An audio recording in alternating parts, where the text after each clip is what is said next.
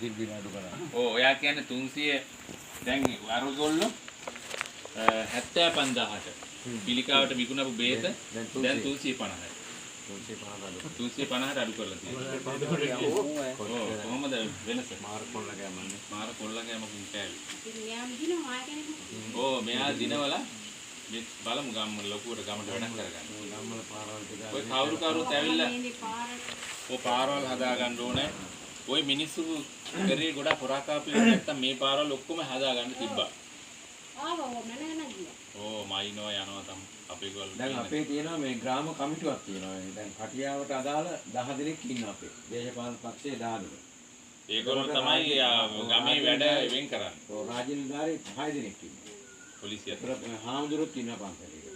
ඉතින් 16 දෙනා එකතු වෙලා තමයි මේ ගමේ කරන්න ඕන වැඩ ප්‍රමුඛතාවය හදන්නේ පිළිවෙල.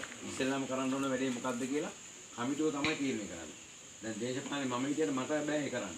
අර කමිටුව තමයි තීරණය කරන්නේ. ඉස්සර එහෙම නෑනේ දේශපාලනේ හිතවත් නම් එයාලා ගෙදරට කොන්ක්‍රීට් දා ගන්නවා. දැන් එහෙම බෑ.